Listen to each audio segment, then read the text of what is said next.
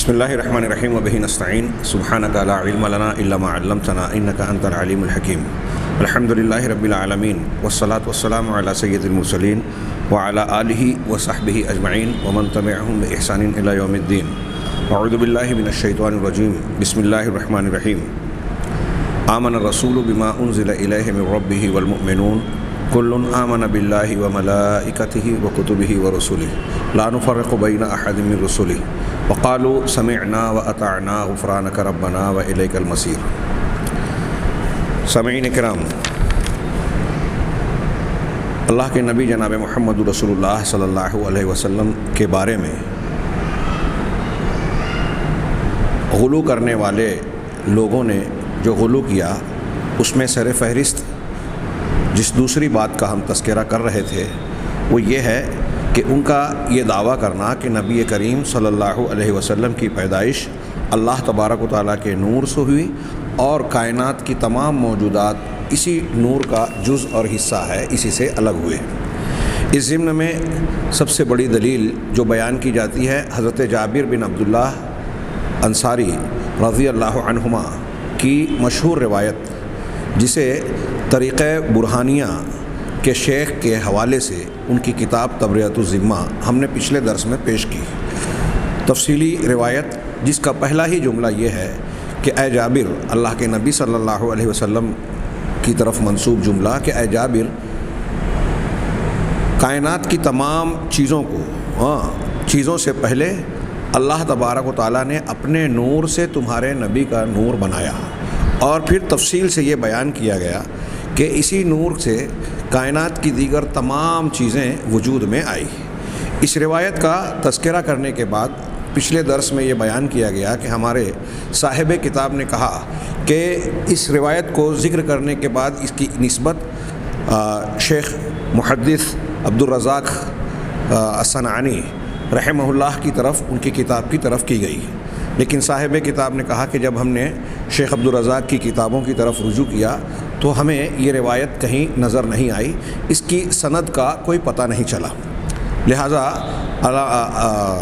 شیخ عبدالرزاق رحمہ اللہ کی طرف اس حدیث کی روایت کی نسبت جو ہے وہ جھوٹی اور غلط ہے۔ عداب الحمش کا قول بھی ہم نے نقل کیا۔ اس کے بعد اسی روایت پر گفتگو کرتے ہوئے صاحب کتاب نے عبداللہ بن صدیق الغماری، جو بہت بڑے محدث فقیہ، بلکہ بعض اہل علم نے ان کو محدث الدنیا کہا، گزرے ہیں، وہ اس پر تعلیق لگاتے ہوئے، سیوطی کے قول پر تعلیق لگاتے ہوئے بیان کرتے ہیں ان کی کتاب الحاوی میں، جو علامہ سیوطی نے اس حدیث کو نقل کیا اور اس پر گفتگو کی، اس پر تبصرہ کرتے ہوئے شیخ عبداللہ ابن صدیق کہتے ہیں کہ انہو غیر ثابت، یہ روایت ثابت نہیں ہے، وہو تساہل، آگے کہتے ہیں وہو تساہل قبیح بالحدیث ظاہر الوضع، اور یہ اس حدیث سے متعلق یہ رویہ بہت ہی ناپسندیدہ قبیح قسم کا تساہل ہے، بلکہ اس لیے کہ حدیث جو ہے وہ ظاہری طور پر موضوع ہے، ظاہر الوضع، یعنی حدیث کا ظاہری طور سے یہ بات معلوم ہو جاتی ہے کہ یہ من گھڑت ہے، جھوٹی ہے، بناوٹی ہے۔ واضح نکارہ کہہ رہے ہیں کہ اس کے نکارت بالکل صاف اور واضح ہے۔ وفیہ نفس صوفی، اس میں صوفی کی جھلک یا صوفی کا اثر ہے، یعنی صوفیت کا اثر بالکل واضح طور پر نظر آتا ہے۔ یہاں تک کہ کچھ باتیں کہنے کے بعد وہ آخر میں کہتے ہیں والعجب ان السیوطی عزاہ الی عبد الرزاق، اور تعجب کی بات تو یہ ہے کہ امام سیوطی نے اس حدیث کو نقل کر کے اسے عبد الرزاق کی طرف نسبت کی ہے، اس کی نسبت کی ہے، حالانکہ یہ حدیث نہ شیخ عبدالرزاق کی کتاب مصنف میں پائی جاتی ہے، نہ ان کی تفسیر میں پائی جاتی ہے، نہ ان کی جامع میں پائی جاتی ہے۔ عبدالرزاق رحمہ اللہ کی کسی بھی کتاب میں یہ حدیث موجود نہیں ہے۔ اس کے بعد کہتے ہیں وَأَعْجَبُ مِنْ هَذَا، اس سے بھی زیادہ تعجب کی بات یہ ہے کہ أَنَّ بَعْضَ الشَّنَاقِطَةِ صَدَّقَ هَذَا الْعَزْوَ الْمُخْطِئِ، کہ بعض شناقطہ نے، شنقیطی کی جمع شناقطہ، یہ ایک قبیلہ ہے موریتانیہ وغیرہ کے علاقوں میں، کہتے ہیں کہ بعض شناقطہ نے اس غلط نسبت کو، خطا والی نسبت کو جو ہے اس کی تصدیق کی، ہاں فرکب لہو اسنادم من عبد الرزاق الی جابر، اتنا ہی نہیں کیا بلکہ انہوں نے عبد الرزاق، شیخ عبد الرزاق سے حضرت جابر تک ایک سند کو ترتیب دے دیا، ترتیب گڑھ لیا، مطلب سند بنا دی۔ وَيَعْلَمُ اللَّهُ أَنَّ هَذَا كُلَّهُ لَا أَصْلَ لَهُ، اور اللہ تعالیٰ جانتا ہے کہ یہ ساری چیزیں ایسی ہیں جس کی کوئی اصل، کوئی بنیاد ہے ہی نہیں۔ فجابر رضی اللہ تعالی عنہ بریء من روایت هذا الحدیث، شیخ کہتے ہیں کہ حضرت جابر بن عبداللہ رضی اللہ تعالی عنہ جو صحابی رسول ہیں، وہ اس حدیث کی روایت کرنے سے بری ہیں، انہوں نے یہ روایت بیان نہیں کی اور کر ہی نہیں سکتے۔ وعبد الرزاق لم يسمع به، اور عبد الرزاق نے اس حدیث کو سنا ہی نہیں ہے، ہاں لم يسمع به، اس حدیث کو سنا ہی نہیں ہے، نقل کیا ہی نہیں ہے۔ وَأَوَّلُ مَنْ شَهَرَ هَذَا الْحَدِيث ابن عربی الحاتمی، کہہ رہے ہیں کہ سب سے پہلا شخص جس نے اس حدیث کو فروغ دیا، مشہور کیا، مشتہر کیا، وہ ابن عربی حاتمی ہے۔ ابن عربی کی کئی نسبتیں ہیں، اندلسی، حاتمی۔ حاتمی کہتے ہیں کہ حاتم ابن حاتم طائی رضی اللہ تعالیٰ عنہ کی طرف، ان کے بیٹے کی طرف اس نسبت کی، اس خاندان سے اس کی نسبت کی جاتی ہے، شجرہ وہاں تک جا کے ملتا ہے، یہ دعویٰ کیا جاتا ہے، اس لیے حاتمی کہتے ہیں۔ فلا ادری عمن تلقاہ وہو ثقہ، میں نہیں جانتا کہ انہوں نے کس سے حدیث کو اخذ کیا جبکہ وہ ثقہ ہیں۔ وہو ثقۃ پر انہوں نے حاشیے میں لکھا کہ یہ ثقہ ہے صوفیوں کے نزدیک، ابن عربی، ہاں لیکن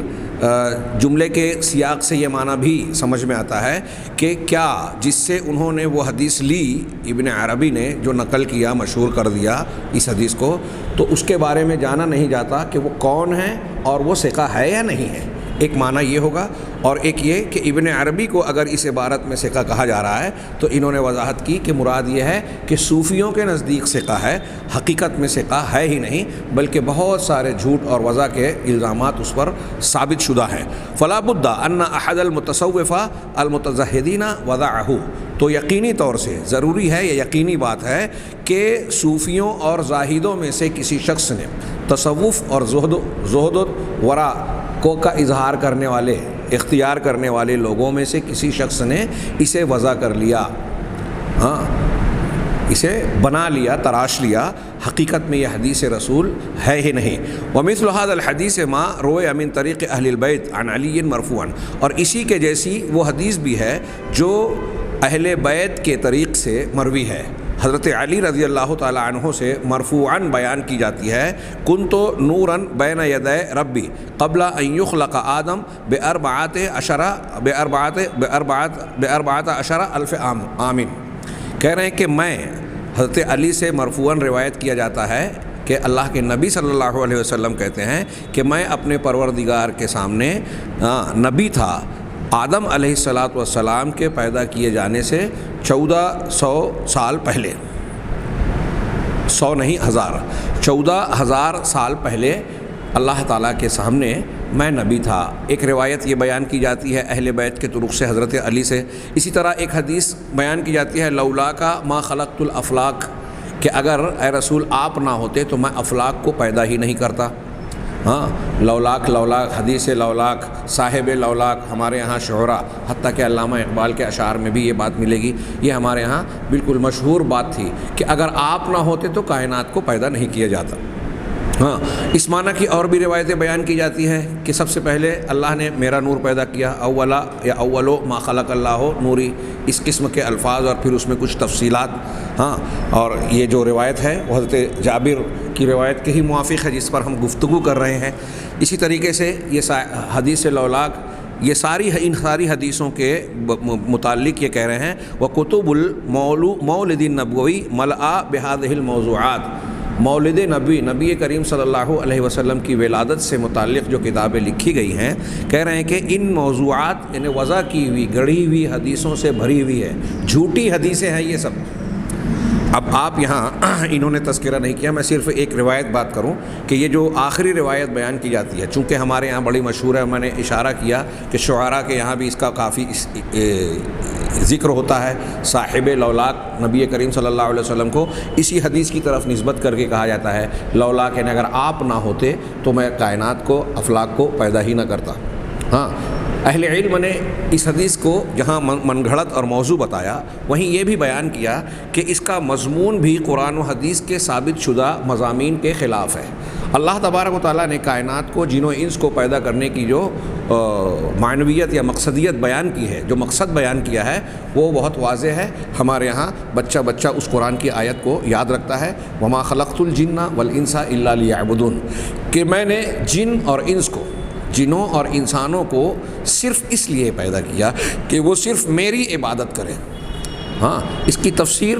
متعدد انداز میں بیان کی جاتی ہے کہ میری عبادت کریں یعنی میری توحید کو اختیار کریں۔ بعض اہل علم نے کہا کہ میری عبادت کریں اس لیے پیدا کیا، اور میری معصیت نہ کریں، میرے مخالف کسی اور کی عبادت نہ کریں، یہی معنی اس کے اندر ہے، تو توحید کا معنی آتا ہے۔ حضرت علی رضی اللہ تعالیٰ عنہ، جو اہل بیت سے یہ روایت نقل کی جا رہی ہے کہ مجھ کو پیدا کیا گیا، حضرت علی رضی اللہ تعالیٰ عنہ سے اس آیت کی وما خلقت الجن والانس الا لیعبدون کی یہ تفسیر مروی ہے کہ میں نے جن و انس کو صرف اس لیے پیدا کیا کہ انہیں حکم دوں کہ میری عبادت کرو، میرے علاوہ کسی کی عبادت نہ کرو، یعنی شرک سے بچو۔ اور اہل علم نے حضرت علی کی اس تفسیر کو سب سے بہترین تفسیر اس آیت کی قرار دیا، بعض اہل علم نے، ہاں، کہ اللہ تبارک و تعالیٰ نے گویا اپنی توحید کے اختیار کیے جانے کے لیے جن و انس کو اور جن و انس کے لیے پوری کائنات کو پیدا کیا ہے۔ اب یہ جو بنیادی مضمون ہے، اور اس مضمون کی تائید قرآن میں اور بھی مختلف مقامات پر ہوتی ہے کہ اللہ تبارک و تعالیٰ نے جنوں اور انسانوں کو آزمائش اور امتحان کے لیے پیدا کیا۔ الذی خلق الموت والحیات لیبلوکم ایکم احسن عملا، کہ وہی ہے جس نے تبارک الذی بیدہ الملک وہو الذی خلق الموت، سورہ ملک کی ابتدائی آیت دیکھیے، تبارک الذی بیدہ الملک، بابرکت ہے وہ ذات جس کے ہاتھ میں سلطنت ہے، کائنات ہے، پوری کائنات کی بادشاہت، ملک۔ ہاں، الذی خلق الموت والحیات، وہ ذات جس نے موت اور حیات کو، موت اور زندگی کو پیدا کیا، یعنی موت بھی مخلوق ہے، زندگی کی طرح موت جو ہم کو نظر نہیں آتی وہ ایک مخلوق ہے، اس کا وجود ہے۔ ہاں، خلق الموت والحیات کیوں پیدا کیا؟ اس حدیث کے مضمون کے مقابلے میں آپ قرآن کی آیت کا مضمون دیکھیے، اللہ کہہ رہا ہے لیبلوکم ایکم احسن عملا، تاکہ تمہاری آزمائش کرے کہ عمل کے اعتبار سے سب سے بہتر کون ہے۔ اب عمل کے اعتبار سے بہتر کون ہوگا؟ جو اللہ تبارک و تعالیٰ کی عبادت کرنے والا، یعنی توحید کے مطابق زندگی گزارنے والا ہوگا، توحید کو مان کر قبول کر کے وما خلقت الجن والانس الا لیعبدون لیبلوکم ایکم احسن عملا، دونوں کو ملا کے ایک دوسرے سے تفسیر کر لیجئے۔ تو گویا امتحان کی بنیاد یہ ہے کہ ہم اللہ کی توحید پر قائم رہیں تو کامیاب، امتحان میں ناکام اس وقت ہوں گے جب توحید کی خلاف ورزی کرتے ہیں، جس درجے میں کریں گے اس درجہ کی ناکامیابی ہوگی، مقصدیت سے ہٹنا ہوگا۔ تو قرآن اور حدیث سے ثابت شدہ یہ مضمون، اس کے بالکل برخلاف یہ متن ہے، اور ان حدیثوں کو گڑھنے والوں کے مقاصد اسلام اور اہل اسلام کو بہکانا، اصل مقصد سے ہٹانا اور دین کے مبادیات پر ضرب لگانا ہی تھا، جو اہل سازش تھے۔ لیکن افسوس کی بات یہ ہے کہ یہ باتیں میں جو عرض کر رہا ہوں، اور ان امور کو، ان باتوں کو، ان روایتوں کو جو لوگ مانتے ہیں، وہ ہماری ان باتوں کو ناقابل توجہ ہی نہیں سمجھتے، بلکہ اس پر ناراض ہوں گے اور اسے مسلکی اختلاف کا نام دے کر اس پر اپنی نفرت کا اظہار کریں گے، جبکہ انہیں غور کرنا چاہیے، اور انتہائی سنجیدگی سے غور کرنا چاہیے۔ یہ کوئی چھوٹی موٹی بات یا سرسری سی بات نہیں ہے کہ اس اختلاف کو آپ نے ناقابل توجہ سمجھ کر چھوڑ دیا اور غلط بات کو اختیار کر لیا تو آپ بچ جائیں گے۔ یہ ہمیشہ کی کامیابی اور ہمیشہ کی ناکامیابی اللہ تبارک و تعالیٰ کے یہاں مبغوض یا محبوب بننے کے مسائل میں سے ہے کہ آپ نے اگر صحیح بات قبول کی تو اللہ کے مقرب اور صحیح بندے بنے، اور اگر آپ نے غلط عقیدہ اختیار کر لیا تو پھر اللہ ہی حافظ ہے۔ مطلب یہ کوئی چھوٹا موٹا معاملہ نہیں، انتہائی پرخطر بات ہے، دنیا کی زندگی کے لیے بھی، آخرت کی زندگی کے لیے بھی۔ ابھی یہ شیخ عبداللہ بن صدیق الغماری کا قول جاری ہے، انہوں نے ان روایتوں کا تذکرہ کرنے کے بعد یہ کہا، آخری جملہ ہے دو، کہ مولد نبوی کی کتابیں اس قسم کی من گھڑت روایتوں سے بھری پڑی ہیں، وَأَصْبَحَتْ عَقِيدَةً رَاسِخَةً فِي أَذْهَانِ الْعَامَّةِ، اور یہ چیز جو ہے عام لوگوں کے ذہنوں میں راسخ عقیدہ بن چکی ہے، مضبوط جڑ پکڑا ہوا عقیدہ۔ یہ بات جو شیخ عبداللہ کہہ رہے ہیں، ہاں، ولادت نبوی کے نام سے مولانا ابوالکلام آزاد کا ایک رسالہ ہے، جو مولانا مہر وغیرہ نے جنہوں نے ان کی کتاب سیرت کی ترتیب دی ہے اس میں انہیں شامل کیا ہے. آپ پڑھیں ان سے کسی شخص نے میلاد نبوی کے سلسلے میں پڑھی جانے والی روایات جو لمبی لمبی آپ کی ولادت سے متعلق ہیں اور اس میں عجیب و غریب باتیں بیان کی گئی ہیں، ان روایات سے متعلق پوچھا کہ یہ روایتیں کیسی ہیں. مولانا آزاد نے بڑی شاندار تحقیق بیان کی اور تفصیل سے بیان کرتے ہوئے کہ یہ روایتیں جسے الخصائص میں امام سیوطی وغیرہ نے نقل کیا، کہا وہ اگرچہ ضعیف اور موضوع روایتوں سے بھری پڑی ہے لیکن وہ بھی اپنی اس کتاب کے بارے میں ان روایتوں کی گویا تغلید کرتے ہیں، تضعیف کرتے ہیں. جو خود بہت ساری ضعیف روایتوں کو نقل کرتے ہیں وہ بھی اسے رد کرتے ہیں، لیکن لوگوں میں یہ روایتیں بڑی مشہور ہے، پڑھی سنی اور بیان کی جاتی ہے. مولانا آزاد نے اسی بیان کرتے ہوئے ضمن میں کہا کہ افسوس کی بات یہی ہے کہ عوام میں، عام لوگوں میں وہی سکے زیادہ چل رہے ہیں، رائج ہیں، وہی سکے رائج ہیں جو کھوٹے ہیں. یعنی کھوٹی حدیثیں، غلط حدیثیں زیادہ بیان کی جاتی ہیں. یہاں انہوں نے بھی ان روایتوں کی طرف کا تذکرہ کرتے ہوئے کہا کہ افسوس کی بات اور تعجب کی بات یہ ہے کہ یہ روایتیں جو ہے عام لوگوں کے ذہن میں راسخ عقیدے کی شکل اختیار کر چکے ہیں، مضبوط عقیدے کے طور پر اس کو لوگوں نے ایک اختیار کر رکھا ہے. ذرا غور کیجئے، یہ جو ہم تفصیل پڑھ رہے ہیں یہ بالکل صاف صاف واضح کر رہی ہے کہ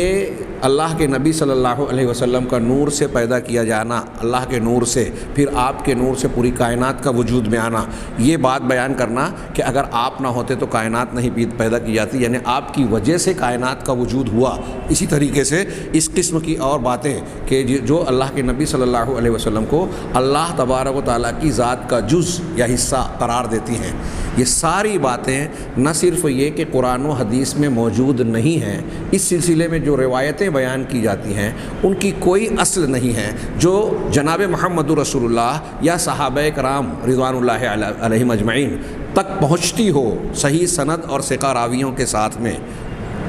تو ظاہر سی بات ہے ان باتوں کی اللہ تبارک و تعالیٰ اور رسول اللہ صلی اللہ علیہ وسلم کی طرف نسبت کرنا بالکل غلط اور جھوٹ بات ہے. قرآن اور حدیث کے ثابت شدہ مضامین ان باتوں کی تردید کرتے ہیں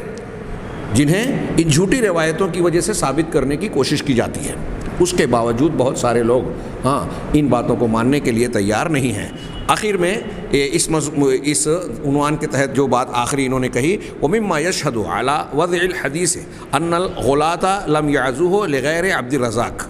کہہ رہے ہیں کہ ان ثبوتوں اور شواہد میں سے ایک شاہد یہ بھی ہے کہ اس حدیث کے موضوع ہونے پر کہ یہ حدیث اہل غلو نے وضع کی ہے، بنائی ہے اپنی طرف سے، رسول اللہ صلی اللہ علیہ وسلم کا فرمان نہیں ہے، کسی صحابی نے اسے بیان نہیں کیا. اس کی ایک دلیل یہ بھی ہے کہ اہل غلو نے، اس روایت کو بیان کرنے والوں نے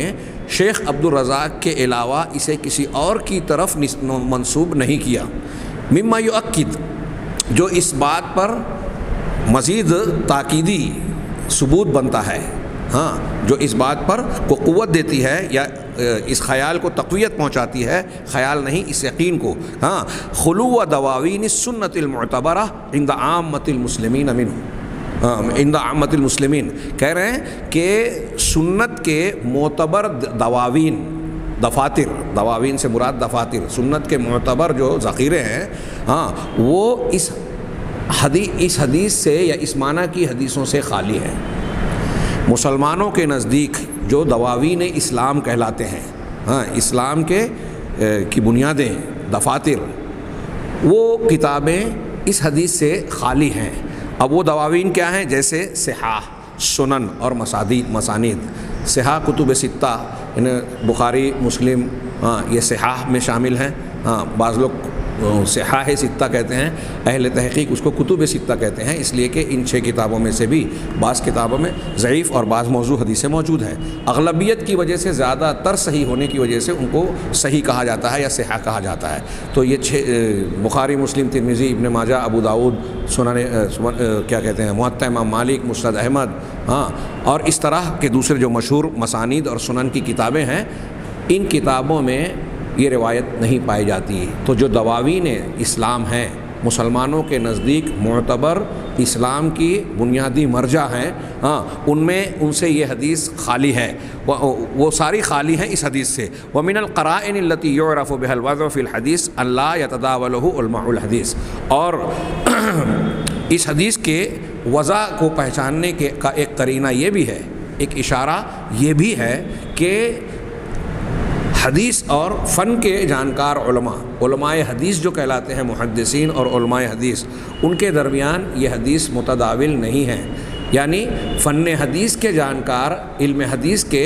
علماء اس حدیث کو بیان نہیں کرتے، ان کے یہاں اس کا چرچا نہیں ہے، بلکہ جس محدث کے سامنے ہم دیکھ رہے ہیں کہ یہ باتیں آئی، انہوں نے اس کا شدت سے رد کیا۔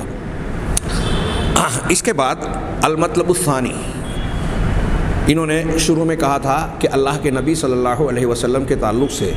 جو غلو پسند لوگ، غلو اختیار کرنے والے یہ دعویٰ کرتے ہیں کہ آپ نور سے پیدا ہوئے اور آپ کے نور سے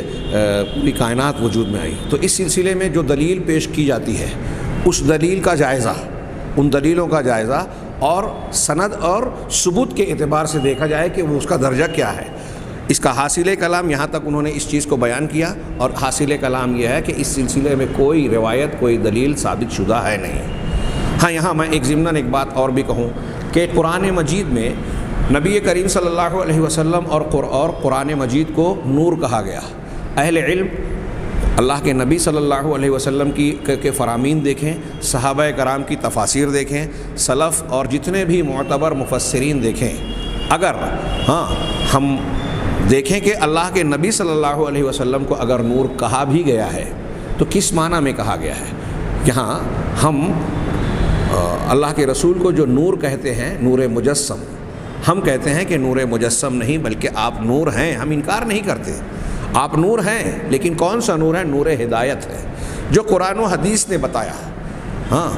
کہ ہم نے آپ کو نور بنایا جس کے ذریعے سے ہم لوگوں کی سیدھے راستے کی طرف، صراط مستقیم کی طرف رہنمائی کرتے ہیں۔ یہ صفت اور خصوصیت قرآن کی بھی ہے اور جناب محمد رسول اللہ صلی اللہ علیہ وسلم کی بھی ہے۔ تو آپ نور مجسم ہیں، نور مجسم نہیں ہیں، نور ہدایت ہیں، جو لوگوں کی رہنمائی کرتے ہیں،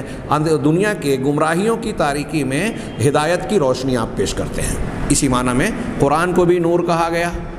تو یہ بات اچھی طرح یاد رکھیے کہ نبی کریم صلی اللہ علیہ وسلم نور ہیں، نور ہدایت۔ نور مجسم جو لوگ کہتے ہیں وہ افتراء کرتے ہیں، اور اس سے کیا مفاسد ہوتے ہیں یہ آگے گفتگو کر رہے ہیں۔ اللہ تبارک و تعالیٰ نے، اللہ تعالیٰ کی ذات نور ہے، اللہ کی ذات مخلوق نہیں ہے، وہ تجلی ہے، لیس کمثلہ شیء وہو السمیع العلیم۔ اور اللہ تبارک و تعالیٰ نے بہت سارے نور کو پیدا کیا، جیسے سورج چاند کی روشنیاں ہیں، یہ مخلوق نور ہے۔ فرشتے نور سے پیدا کیے گئے، یہ مخلوق نور ہے۔ تو اب سوال یہ ہے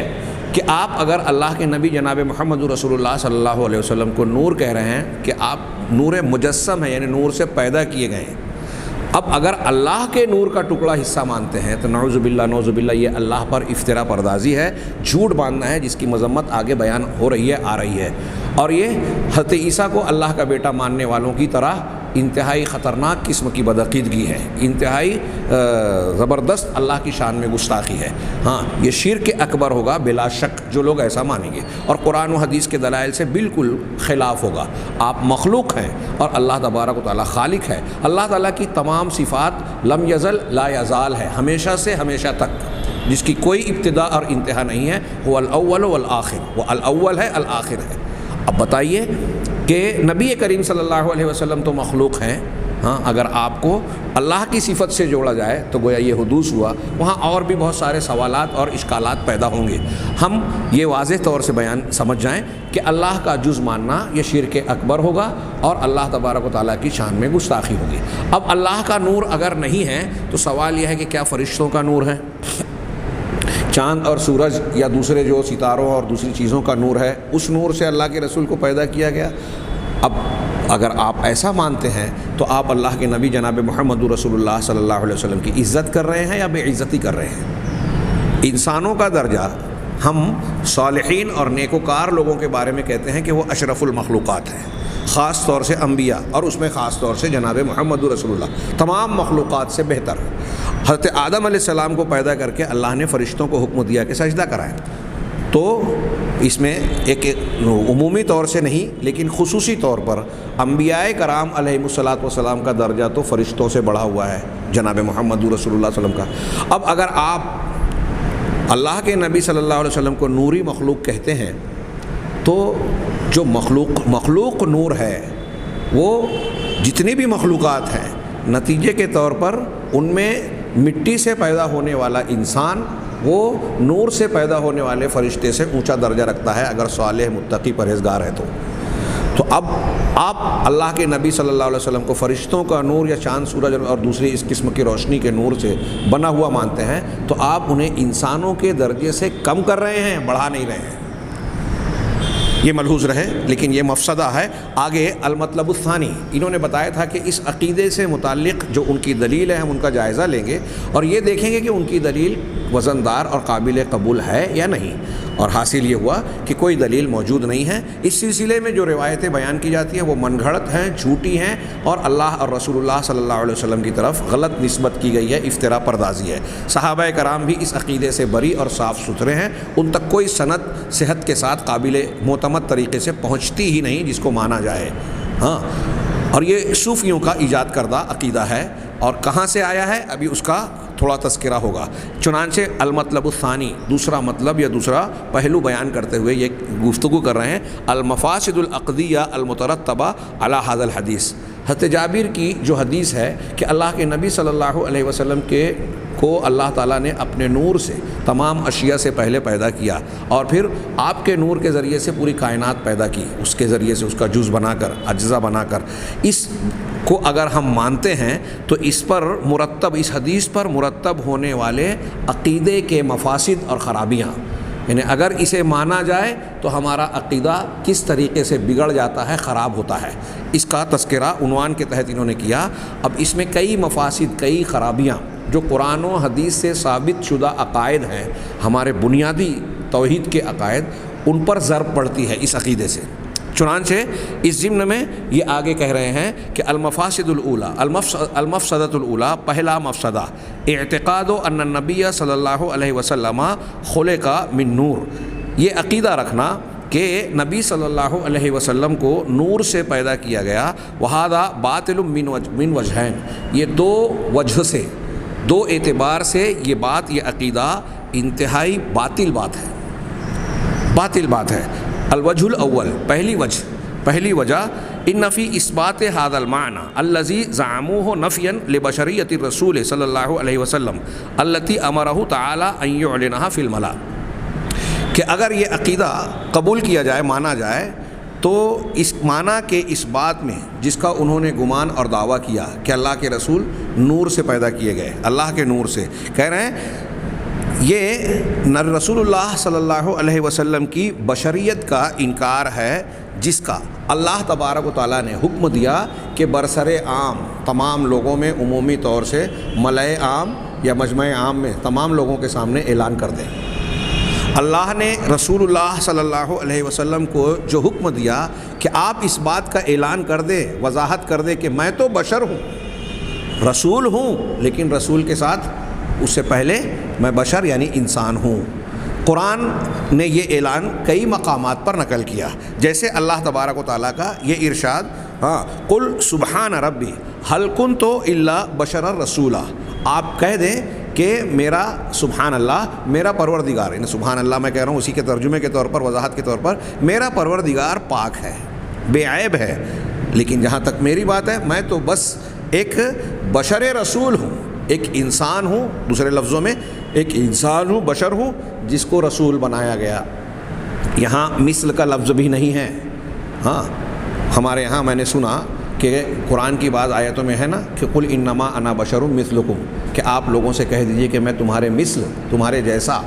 بشر ہوں۔ تو ہمارے بعض اہل قبور، اہل غلو نے اس کی تشریح کرتے ہوئے قرآن کو پھیرتے ہوئے یہ کہا کہ دیکھیے اللہ تعالیٰ، اللہ کے رسول، اس فرمان کا معنی یہ ہے کہ آپ بشر نہیں ہیں بلکہ مثل بشر ہیں۔ تو آپ لباس بشری میں جب سے دیکھا ہے تو اس کو لباس بشری میں یہاں ایک مسجد کی دیوار پر اس قسم کا شعر لکھا ہوا ہے، مطلب ہر فرشتے کی تمنا ہے کہ انسان ہو جائے، ہاں، جب سے دیکھا ہے تجھ کو لباس بشری میں، اس طرح کا کچھ شعر ہے۔ ہاں، گویا آپ انسان کے لباس اور شکل و روپ میں تو ہیں لیکن انسان نہیں ہے، ان کا یہ عقیدہ ہے، اور اسی کو چسپاں کرنے کی بلا ناکام کوشش کرتے ہیں قرآن کے معنی کو بدل کر۔ یہ اتنی جرأت اور جسارت ہے بدعقیدگی کے نتیجے میں کہ اللہ کے کلام کے وہ معنی جو اللہ کے رسول نے سمجھا، جو صحابہ نے سمجھا، جو تمام مفسرین نے سمجھا، اس سے ہٹ کر یہ نیا معنی پہنانے کی کوشش کرتے ہیں۔ کتنی بڑی جرأت ہے، کتنی بڑی گستاخی ہے اللہ کے کلام کا وہ مطلب بیان کرنا جو کلام کا معنی ہے ہی نہیں۔ تو کہتے ہیں کہ اس کا مطلب یہ نہیں ہے کہ اللہ کے رسول بشر ہے، بلکہ مثل بشر ہے، دکھائی دینے میں ظاہر میں انسان ہے، حقیقت میں انسان نہیں ہے۔ تو یہ مثل بشر کون سی مخلوق ہے؟ کیا اشرف المخلوقات میں اس کو شمار کیا جائے گا؟ ہمارا سوال ہے۔ اور اگر آپ لفظ مثل سے وہاں استدلال کرتے ہو تو یہاں کیسے کہو گے؟ سورہ بنی اسرائیل کی اس آیت نمبر 93 میں، ہاں، یہاں آیت نمبر 90 سے 93 تک پڑھیے۔ کفار مکہ نے اللہ کے نبی صلی اللہ علیہ وسلم سے کئی مطالبات کیے۔ وقالوا لن نؤمن لك حتى تفجر لنا من الارض ينبوعا، انہوں نے کہا کہ اے نبی، اللہ کے رسول سے خطاب کیا، رسول مانتے نہیں تھے، کہ اگر ہم آپ پر اس وقت تک ایمان نہیں لائیں گے یہاں تک کہ آپ زمین سے ہمارے لیے چشمہ نہ جاری کر دیں، اور تکون لک جنۃ من نخیل واعناب، یا پھر ایسا ہو کہ آپ کے لیے کھجور اور انگور کے باغات ہوں، فتفجر الانہار فیہا خلالہا تفجیرا، اور پھر ان باغات کے بیچ سے، خلالہا اس کے بیچ سے آپ نہروں کو جاری کر دیں، ہاں، اور تسقطا، اور کیا ہے، ہاں، یا پھر آگے جو ہے جملہ قرآن میں کہا کہ یا پھر آسمان کا کوئی ٹکڑا ہم پر گرا دے، جیسا کہ آپ کا گمان ہے کہ عذاب آ سکتا ہے تو آسمان کا کوئی ٹکڑا ہم پر گرا دیں۔ ہاں، یہ کہہ رہے ہیں او تأتی باللہ والملائکۃ قبیلا، یا پھر سامنے سے اللہ کو اور فرشتوں کو لا کھڑا کرے۔ ان تمام سوالوں کے جواب میں اللہ تبارک و تعالیٰ نے ان کے ان اقوال کو نقل کیا سورہ بنی اسرائیل کی ان آیتوں میں، آپ پڑھیے قرآن میں، اور اس کے بعد اللہ نے کہا کہ آپ جواب ان کو کیا دیں؟ حل کنت الا بشر رسولہ، کہ میرا سبحان ربی، میرا پروردگار پاک ہے، اس کے طاقت اور قوت سے بڑھ کر میں ہر چیز ہے، وہ جو چاہے کر سکتا ہے اور جب چاہتا ہے تب کرتا ہے، یہ اللہ کی شان ہے۔ جہاں تک میری بات ہے تم مجھ سے یہ مطالبہ کر رہے ہو کہ میرے باغات ہوں، آسمان سے میں کوئی ٹکڑا گرا دوں، یا میرے باغات بن جائیں، یا میں زمین سے چشمے جاری کر دوں، تو میں نے یہ دعویٰ کب کیا کہ میرے پاس یہ طاقت اور قوت ہے؟ حل کنت الا بشر رسولہ، نہیں ہوں میں مگر صرف ایک بشر رسول، میں تو ایک انسان ہوں، اور انسان کے اندر یہ طاقتیں نہیں ہوتی۔ ہاں، میں اللہ کا رسول بھی ہوں، اور رسول ہونے کے اعتبار سے جب میں دعویٰ کر رہا ہوں کہ میں رسول ہوں تو رسالت کے سچ اور جھوٹ ہونے کی جو معیار اور کسوٹیاں ہیں تم اس پر مجھے پرکھو، میرا اخلاق دیکھو، میری تعلیمات دیکھو، میری پیش کردہ اللہ تبارک و تعالیٰ کی تعلیمات یا وحی الہی جو میں تمہیں سنا رہا ہوں اس پر غور کرو، ان دلیلوں کو دیکھو جو رسول کے سچے ہونے پر دلالت کرنے والی ہیں۔ رسول ہونے کا یہ مطلب تو نہیں ہے کہ میں ان چیزوں کے کرنے کا دعویٰ کر رہا ہوں جو تم بیان کر رہے ہو۔ اگر معجزات کی جہاں تک بات ہے تو وہ بھی اللہ کے اختیار میں ہے، حسب ضرورت اللہ تعالیٰ اپنے رسولوں کی صداقت اور ان کی تائید میں معجزات کا ظہور فرماتا ہے، لیکن رسول کے اپنے اختیار میں نہیں ہوتا کہ جب جو چاہے کر دے۔ یہاں یہ بھی غور کیجئے کہ ہمارے ہندوستان پاکستان میں بزرگوں اور اولیاء کی کرامتوں کا جب تذکرہ کیا جاتا ہے تو یہ تاثر دیا جاتا ہے، ایسا باور کرایا جاتا ہے، عام آدمی کے ذہن میں یہ بات بٹھائی جاتی ہے کہ کوئی ولی، کوئی پیر صاحب اگر جوش میں آ جائیں یا ان کی خواہش ہو تو وہ خرق عادت چیز کرامت کا اظہار کر دیں گے۔ جی نہیں، عقیدہ درست کیجئے، کسی ولی اور کسی نبی کے اختیار میں یہ نہیں ہوتا کہ اپنی طرف سے اپنی چاہت سے کسی معجزے، کرامت یا خرق عادت چیز کو پیش کر دے، یہ اللہ کی مشیت پر منحصر ہوتا ہے، وہ جب چاہتا ہے اس کا اظہار کرتا ہے۔ اگر انبیاء کرام کو یہ قوت و صلاحیت ہوتی ہے اور ہر مطالبہ کرنے والے کے مطالبے کے مطابق معجزات پیش کرنے لگتے تو ہر نیا شخص نئی چیز مانگتا کہ ایسا کر کے بتائیے، ایسا کر کے بتائیے۔ دعوت و تبلیغ اور دین کے تعلیمات بیان کرنے کے مقابلے میں وہ اسی کام میں مشغول رہ جاتے، اور گویا یہی سارے لوگوں کی بنیاد بن جاتی کہ ہم رسالت کو قبول اسی وقت کریں گے جب اس طرح کی کوئی خرق عادت چیز آئے۔ سارے نیک لوگوں کے نیک ہونے کی یہی بنیاد بن جاتی۔ اللہ تعالیٰ نے اور قرآن مجید اور اللہ کے رسول صلی اللہ علیہ وسلم نے بیان کیا، کسی کے نیک اور برے ہونے کا یہ معیار نہیں ہے۔ ہاں، نیکی اور بدی کا معیار جو ہے وہ قرآن و سنت، اللہ کی تعلیمات پر عمل پیرا ہونا، اور پھر اس بنیاد پر جو اخلاق، محاسن، خوبیاں پیدا ہوتی ہیں وہ چیزیں نیکی کا معیار ہے۔ اور پھر جو جس چیز کا دعویٰ کرتا ہے، اگر ایک شخص یہ کہتا ہے کہ میں ڈاکٹر ہوں، تو ڈاکٹر سے آپ یہ کہیں گے کہ تم زمین کا، گھر کا، مسجد کا ایک نقشہ بناؤ، وہ کہے گا کہ یہ تو انجینئر کا کام ہے نا۔ انجینئر جو کام کرتا ہے، اگر میں ڈاکٹر ہونے کا دعویٰ کر رہا ہوں تو مجھ سے ڈاکٹری اور میڈیکل سے متعلق سوالات کیجئے، میرے اس دعوے کی دلیل کی بنیادیں جو ہے اس کو پوچھیے۔ میں طبیب اور ڈاکٹر یا حکیم ہونے کا دعویٰ کر رہا ہوں اور مجھ سے جو چیزیں آپ مطالبہ کر رہے ہیں وہ کسی انجینئر کے کام کا مطالبہ کر رہے ہیں، تو یہ کہاں سے درست ہے؟ ایسا ہی معاملہ رسول اللہ صلی اللہ علیہ وسلم فرما رہے ہیں کہ آپ لوگوں سے کہیے کہ میں ایک بشر اور رسول ہوں۔ میں رسول ہوں تو رسالت کو آزماؤ، اس کی تعلیمات دیکھو، رسالت کے صحیح اور غلط ہونے کی بنیاد پر مجھے پرکھو، تو تم کو سمجھ میں آ جائے گا کہ میں سچا رسول ہوں۔ ہاں، تم یہ معجزات یا خرق عادت چیزیں جو مجھ سے مطالبہ کر رہے ہو، کیا میں نے یہ دعویٰ کیا کہ میرے اندر اللہ کی خصوصیات ہیں، اللہ تبارک و تعالیٰ نے کچھ طاقت و قوت دے رکھی ہے؟ ہاں۔ اور پھر اسی آیت سے 2 آیتیں آگے آپ جائیں گے تو کفار و مشرکین کا یہ اعتراض اور تعجب ہے، ابعث اللہ بشر الرسولہ، کیا اللہ تبارک و تعالیٰ نے ایک بشر کو رسول بنایا؟ اب غور کیجئے کہ کفار مکہ اپنے انکار اور کفر کی ایک وجہ یہ بتا رہے ہیں کہ ہم اس لیے ان کو رسول نہیں مانتے کہ یہ بشر ہیں۔ قرآن میں اور مقامات پہ، سورہ انعام اور کئی مقامات پر تذکرہ کیا، وہ کہتے تھے کہ فرشتہ کیوں نہیں آیا اور ایسا کیوں نہیں؟ اللہ نے ان کے جواب دیے کہ اگر زمین میں فرشتے ہوتے تو ہم فرشتے کو رسول بنا کر بھیجتے، اور اگر اب فرشتہ بھیج بھی دیں تو یہ بھی ان کے لیے جو ہے شک شبہ کی گنجائش ہوئی کہ ہم تو انسان ہیں، یہ فرشتہ ہیں، ہماری ضروریات، ہمارے نفسیات، ہمارے معاملات اور اس کے معاملات و ضروریات الگ ہیں، یہ ہمارے لیے نمونہ کیسے ہو سکتا ہے؟ لہٰذا انسانوں کے لیے انسان ہی نمونہ ہو سکتا تھا۔ چنانچہ نبی کریم صلی اللہ علیہ وسلم یا انبیاء کرام جو لوگوں کی ہدایت کے لیے آئے، وہ بشر اور انسان ہی ہوا کرتے تھے۔ ان کی بیویاں، ان کے شوہر، ان کے بیٹے، ان کی بچیاں، بیٹے بیٹیاں، یہ ساری چیزوں، ان ساری چیزوں کا ہونا، اور پھر جسمانی اعتبار سے ان تمام واقعات اور حوادث کا ان پر مرتب ہونا جو دوسرے انسانوں پر ہوتے ہیں، جیسے بخار میں مبتلا ہونا، سر درد ہونا، زندگی کے بعد یعنی مختلف مراحل سے گزرنا، قوت کے بعد ضعف کی طرف جانا، اور پھر اس دنیا سے رخصت ہو جانا، یہ ساری چیزیں ان کی بشریت پر دلیل ہیں، واضح دلیل ہیں۔ اور لوگوں نے یہ ذہن میں گڑھ لیا کہ بشریت اور رسالت اکٹھا نہیں ہو سکتی۔ اب کفار مکہ نے کہا کہ اللہ تبارک و تعالیٰ نے ایک انسان کو رسول کیسے بنا دیا، ہم نہیں مان سکتے، تو انہوں نے محمد رسول اللہ صلی اللہ علیہ وسلم کو اس لیے رسول ماننے سے انکار کیا کہ وہ بشر ہیں۔ آج کچھ لوگ ایسے ہیں کہ اللہ کے رسول صلی اللہ علیہ وسلم کو رسول مانتے ہیں تو کہتے ہیں کہ جب آپ رسول ہیں تو بشر نہیں ہو سکتے۔ وہ کہتے تھے کہ بشر ہیں، ہماری طرح بازاروں میں چلتے پھرتے ہیں، کھاتے پیتے ہیں، تو انسان ہیں، رسول نہیں ہو سکتے۔ اور یہ کہتے ہیں کہ رسول ہے، انسان نہیں ہو سکتے۔ بات شیطان نے ایک ہی دونوں کو بہکا کر مبتلا کی، ایک ہی سکے کے 2 رخ ہیں کہ بشریت اور رسالت اکٹھا نہیں ہو سکتے۔ کفار مکہ کو یہ استحالہ تھا کہ انسان ہے تو رسول نہیں ہو سکتے۔ آج کے بہت سارے ایسے لوگ جو اپنے آپ کو مسلمان اور عاشقین رسول کہتے ہیں، وہ کہتے ہیں کہ جب آپ رسول تھے تو بشر نہیں ہو سکتے، جبکہ آپ کا کمال، آپ کی بلندی اسی میں ہے کہ آپ کو بشر رسول اور عبد کامل مانا جائے، اللہ کا کامل بندہ، بندگی کے دائرے سے آپ باہر نہیں ہوئے۔ خیر، اس ضمن میں چونکہ میں یہ بات بیان کر رہا ہوں کہ انہوں نے اللہ کے نبی صلی اللہ علیہ وسلم کی عزت، توقیر اور عقیدت کو بیان کرنے کے لیے یہ عقیدہ گڑھا کہ آپ کو بشر نہ مانا جائے، نور مانا جائے، جبکہ قرآن اس بات کا اعلان کر رہا ہے کہ آپ یہ کہہ دیجئے کہ میں تو بس ایک بشر ہوں جو رسول بنا کر بھیجا گیا ہوں۔ والبشر مخلوقون من تراب، اور جتنے بھی انسان ہیں وہ سب مٹی سے پیدا کیے گئے۔ یہ بات قرآن نے مختلف مقامات پر بیان کی، جیسے کہ اللہ تبارک و تعالیٰ نے سورہ روم میں فرمایا وَمِنْ آیَاتِهِ أَنْ خَلَقَكُم مِّن تُرَابٍ ثُمَّ إِذَا أَنْتُمْ بَشَرٌ تَنْتَشِرُونَ، کہ اللہ کی نشانیوں میں سے، اس کی توحید، اس کی احسانات کی اور اس کی توحید کی نشانیوں میں سے ایک نشانی یہ ہے، اس کی قدرت کاملہ کی، حکمت بالغہ کی نشانیوں میں سے ایک نشانی یہ ہے کہ اس نے تم کو مٹی سے پیدا کیا۔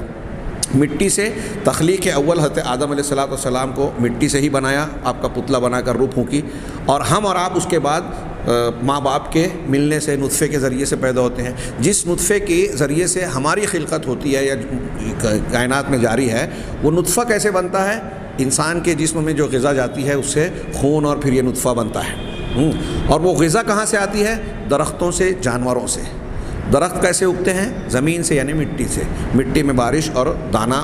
مل کے مٹی کے اجزاء کو سمیٹ کر پودوں کی شکل اختیار کرتا ہے، غلے پھل پھول اور نہ جانے کیا کیا بنتا ہے، اسے انسان بھی کھاتا ہے اور جانور بھی کھاتا ہے، ہاں، اور انہی اجزاء کے ذریعے سے ان کے جسم کی قوت اور نطفے وغیرہ آخر میں بنتے ہیں۔ تو اصل بنیاد مٹی ہی بنتی ہے پیدائش کی آج بھی، ہاں، اور پہلی تخلیق آدم کی جو ہوئی وہ مٹی سے ہوئی۔ ثم اذا انتم بشر تنتشرون، کہ مٹی سے پیدا کیا، پھر اب انسان بن کر تم پھیل رہے ہو، چلتے پھرتے ہوئے گھوم رہے ہو، ہاں، پھیلتے جا رہے ہو۔ یہ سورہ روم کی آیت ہے۔ اسی طرح اللہ تبارک و تعالیٰ نے قرآن مجید میں فرمایا کہ واللہ خلقکم من تراب ثم من نطفۃ، اللہ تبارک و تعالیٰ ہی ہے جس نے تم کو مٹی سے پیدا کیا پھر نطفے سے، دونوں باتیں اس میں آ گئی، ہاں، ثم جعلکم ازواجا، پھر تم کو جوڑے جوڑے بنا دیے، ہاں، وما تحمل من انثى ولا تضع الا بعلمہ، اب کوئی بھی عورت، کوئی بھی مادہ، ہاں، حاملہ ہوتی ہے یا بچے کی تولید کرتی ہے، یعنی تولد ہوتی ہے، اس سے بچے کا جنم اور ولادت ہوتی ہے، اللہ تبارک و تعالیٰ اسے خوب جانتا ہے، ہاں۔ یہ سورہ فاطر کی آیت نمبر 11 میں دیکھ سکتے ہیں یہ مضمون اور یہ جو بات آیت ہم نے پڑھی، والآیات کثیرۃ فی ھذا المعنی، اور اس معنی میں بہت ساری حدیثیں ہیں، ہاں۔ ہماری یہ بات انتہائی ادھوری ہے، یہ اس درس کا وقت اختتام پذیر ہو چکا ہے، کچھ منٹ زائد ہو چکے ہیں، لہذا میں اس قدر پر روک رہا ہوں۔ انشاءاللہ اسی آیت کے ضمن میں اللہ کے نبی صلی اللہ علیہ وسلم یا بشر مٹی سے پیدا ہوئے اور آپ بشر ہیں، یہی گفتگو ہماری اگلے درس سے آغاز ہوگا، انشاءاللہ اسی گفتگو کو جاری رکھیں گے۔ اللہ تعالی ہمیں خیر کی توفیق دے۔ وآخر دعوانا ان الحمد للہ رب العالمین۔